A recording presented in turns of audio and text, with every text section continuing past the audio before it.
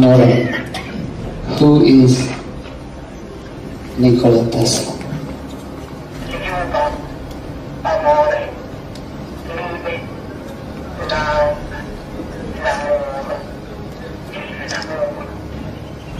Vive l'amour! Ladies and gentlemen, Dr. Velimir Abramovich.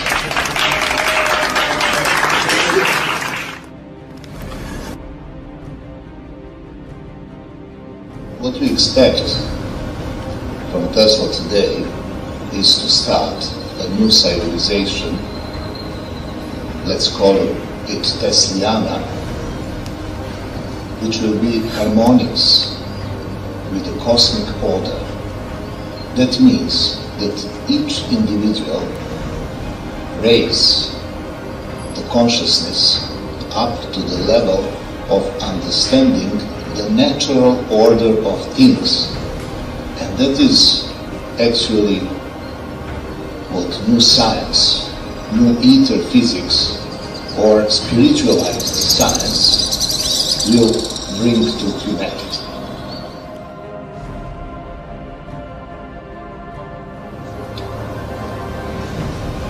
He tried to not only elucidate the human mind of his time, but also to push the civilization into another turn.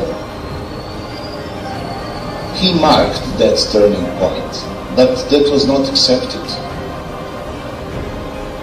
In Colorado Springs, in 1899, he discovered that electromagnetic fields influence human brain function because he was himself in the fields. What he became aware was that electromagnetic fields is shifting our awareness. It is actually the time shift that he discovered. And that is the first experiment for constructing the time machine.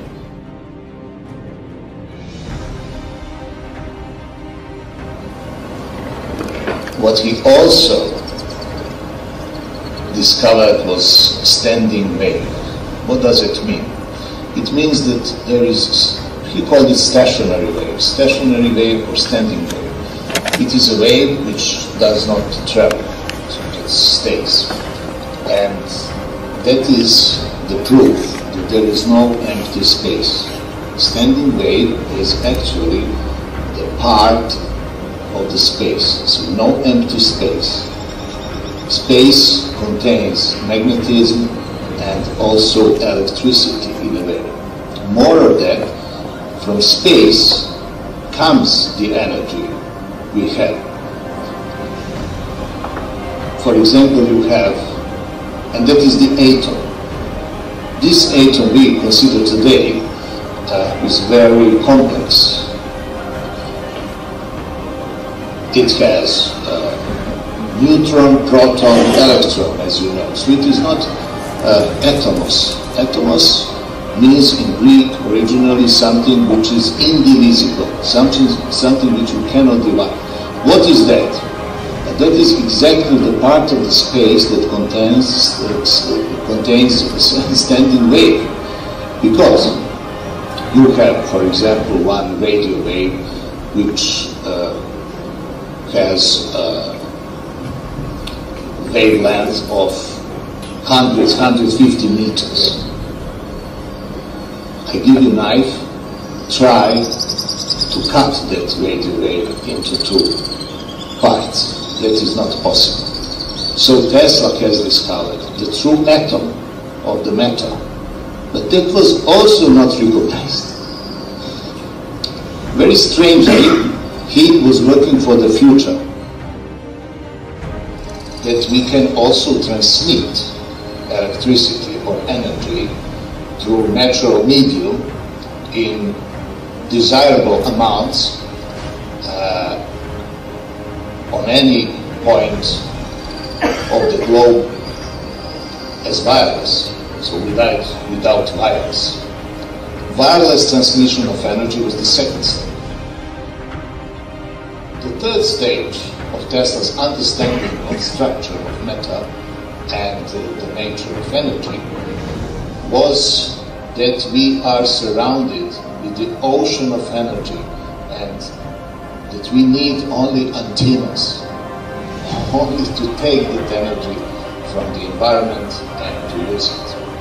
At that moment of the development of his ether physics, Tesla came into clash with J.P. Morgan. Tesla was very much against the atomic bomb. He said, no, don't do that. It is opening of Pandora box, because we are not alone in the universe. Actually, there are many parallel present realities. It's constant present time. So each reality, which is very close to our, in micro world, for example, on this atomic and subatomic level, we have also the worlds, and beings are living there. So if we explode atomic bomb, what happens is the same as what would happen if our sun explodes or the stars. And that is the moment when he went, according to what scientific community think, completely astray. They said, okay, Tesla did not understand modern science. So he understood the structure of matter as homocentric layers of the energy. To prove that, he made experiments with the ball lightning. So he could produce ball lightning, which was completely stable. You can see after storms, very rarely, the ball lightning also in natural conditions. But to control them, up to date, nobody was able or nobody achieved. But that is the insight, the true insight in the nucleus of atom. That is his contribution to science, which is not recognized yet, which is completely rejected by the scientific community, of science that could create atoms and, of course, molecules directly from electromagnetic fields, which are actually the same with what we call space. So all his technology based on the hypothesis of time. What is time? That is still a question. And so genome is a time program for every being. Because the natural time is the most fundamental law of a change in the universe. And that is not understood yet. And that is also the basic infinity of our world. So, without, in short, hypothesis of time in physics, we cannot understand Tesla, or his technology, because that is the key. Hypothesis of time is the key for Tesla technology. He worked constantly with resonance. And resonance is a technical name for synchronicity. It is the same. Without synchronicity, you cannot achieve resonance. So, Tesla has founded completely new physics, but why was he understood better? Because he did not leave any theory. He did not have his pupils. He did not deliver speeches on universities very often, only 3 in his whole life, 3 times. 2 times in Royal Society, once Columbia University. And he did not produce what we call today scientific articles with footnotes, with explanations. Why? Because he was endowed with the ability, he was capable to have a vision, a direct vision of a cosmical law in a form of image. He called it mind laboratory. And he was working in his mind, not in lab. That method looks very artistic, does not at all reminds us on a complicated and very sophisticated scientific methodology. Why? Because scientific discovery does not belong to science. It is not science. It is artistic act in science. You can read a lot of books. You can graduate like 5 faculties, but still it is not a guarantee that you will, during your scientific research, 40 years, whatever, find anything new or discover anything in your lives. Mind of a scientist with a universal law, which then appears in our thinking level as an image. And that image bears the law.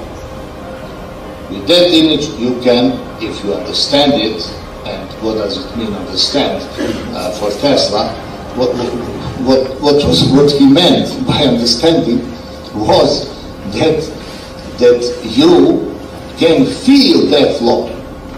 Once he was asked from where are coming his ideas, how is